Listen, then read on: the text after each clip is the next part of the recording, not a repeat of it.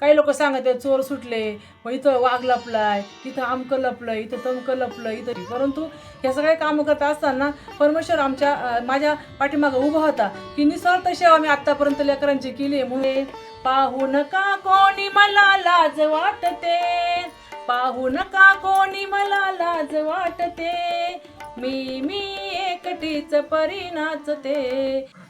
राम राम मित्रांनो, स्वागत आहे आपला सगळ्यांचा एका नवीन व्हिडिओमध्ये.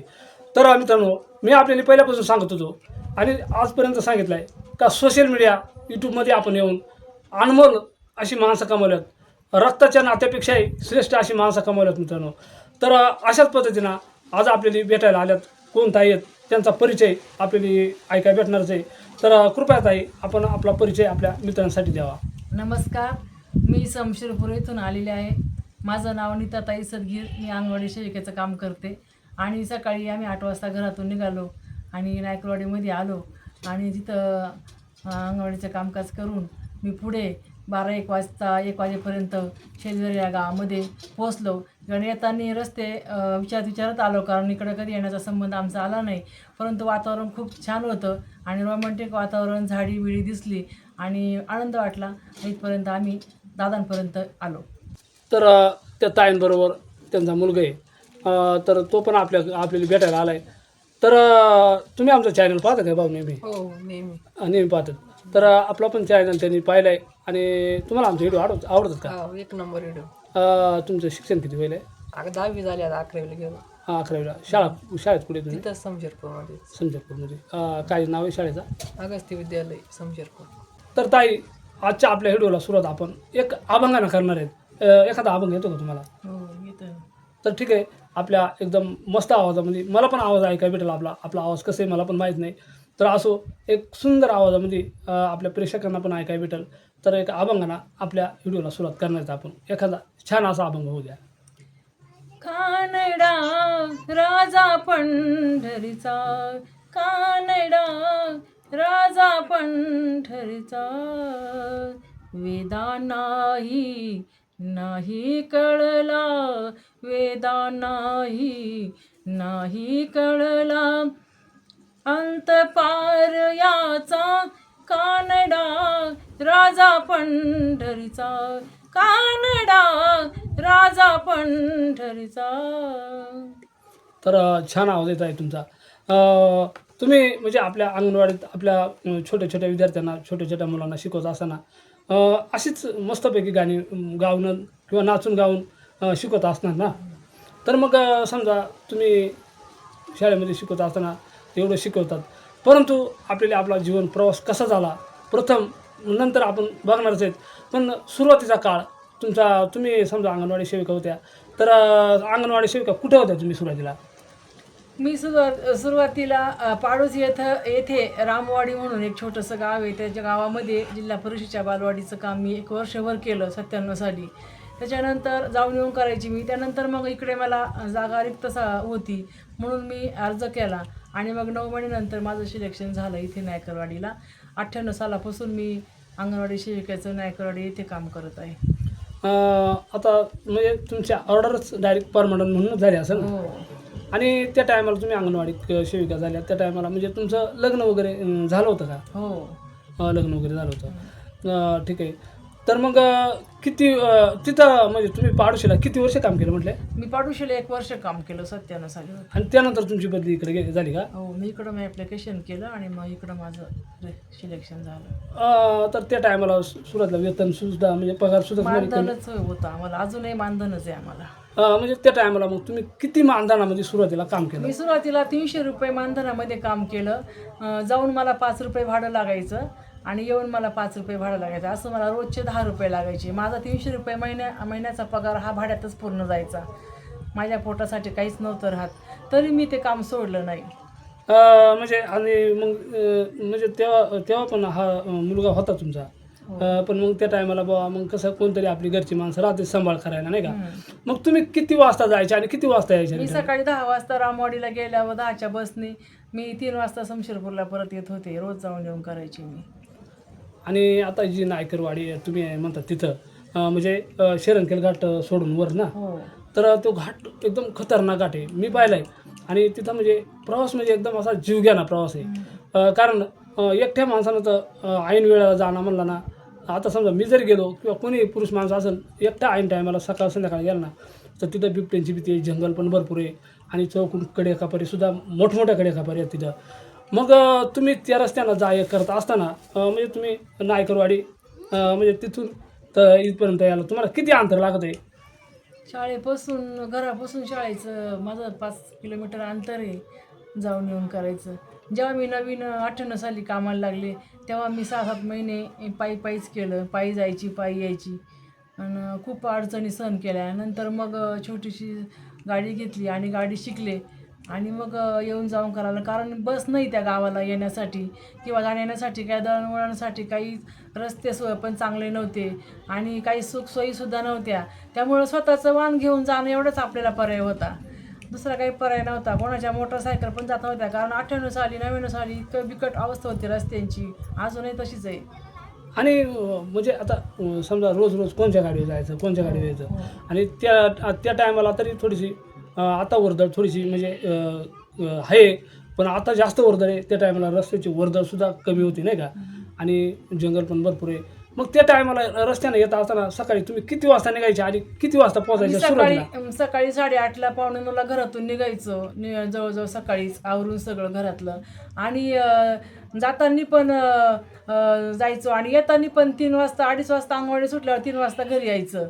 असं रोजची ड्युटी चालू असती. परंतु ज्या जाताना रस्त्यामध्ये काही लोक सांगत आहेत चोर सुटले, मग इथं वाघ लपलाय, इथं आमकं लपलं, इथं तमकं लपलं, इथं भीती आहे जाऊ नको. पण कोणाचीच भीती बाळगली नाही. कारण परिस्थिती अशी आहे, मी धीट मन केलं की आपण लेकरांची सेवा करतोय, लहान मुलांची सेवा ही अक्षरशः ईश्वराला स्मरून सांगते की ही सेवा मला आत्तापर्यंत या मिनिटापर्यंत ही सेवा मला मुलांची कामाला आलेली आहे. आणि ह्या मुलांची सेवा करत असताना मला कुठल्या प्रकारच्या रस्त्यामध्ये अडचणी आल्या नाही किंवा मला चोर दिसला नाही, वाघ दिसला नाही की कारण परमेश्वर जाणतोय की लहान लेकरं म्हणजे साक्षात देवाचा अवतार आहे. त्याची आपण सर्व काही सेवा करतो आणि मनभावे करतो आणि त्या सेवेनुसारच आतापर्यंत आपण जगत आहोत. म्हणजे आजपर्यंत आपली सेवा आणि निस्वार्थी सेवा हीच आपल्या कामी आली. आणि म्हणतात ना का निस्वार्थ सेवा केली तर फळाची अपेक्षा करू नये, फळ हे ईश्वर आपाप आपल्या पदरी टाकतोय. आणि रस्त्यानं जात असताना तुम्ही तर म्हणतात, आता तुम्ही सांगितलं कधी वाघ नाही आडवा आला, कधी काय नाही, पण त्या रस्त्यानं वांद्रं माकडं भरपूर आहेत. कधी तुम्हाला त्या वांद्रं माकडांचा त्रास झाला का काही? झाला नाही. नुसते लांबून दिसले तरी ते लांब पळतात. उलट आपण त्यांच्यापाशी जाण्याचा प्रयत्न करतो, ते आपल्याला पाहून लांब पळतात. कारण आपण साक्षात मनभावे ही मुलांची सेवा करतोय. म्हणून परमेश्वराने कोणत्याही प्रकारची अडचण आतापर्यंत जाण्यास दिली नाही. रस्ता बिकट आहे, जाण्याच्या दृष्टीनं खूप अडचण आहे, हे सगळ्यांना माहीत आहे. परंतु अडचणी आल्या नाही. मध्ये तर काळांतात लोक सांगत होती की चोर सुटलेत, मॅडम जपून जपून येत जा, भीती आहे. आणि खेड्यातल्या बायका तर शमशेरपूरला पण यायला मागत नव्हत्या, कारण त्यांना भीती वाटायची. कोणाची तरी गाडी अशी तर जायचं, नाही तर घरातच लपून बसायचं. पण आमची ही पोटासाठी ड्युटी होती, आम्हाला ही करणंच होतं. आम्हाला जाणं पण होतं आणि येणं पण घरी परत होतं लेकरासाठी. परंतु हे सगळे कामं करत असताना परमेश्वर माझ्या पाठीमागं उभा होता की निस्वार्थ सेवा मी आत्तापर्यंत लेकरांची केली आहे, म्हणून मला कुठल्या अडचणी नाही आल्या. आणि ईश्वरसुद्धा प्रत्येक रस्त्याला तुमच्यासाठी हजरच होता नाही का. तर मग समजा पावसात जास्त म्हणजे इतर वेळेस झाला, पण पावसाच्या वेळेस तुफान पाऊस राहतोय. पाऊस ज्यावेळेस सुरू होतो त्यावेळेस गाडी अशी वारं इतकं सुटतं, सुस्वास असं वारं सुटतं आणि वाऱ्याच्या लाटेनं गाडीसुद्धा मागं फेकण्याचा प्रयत्न करत असतं.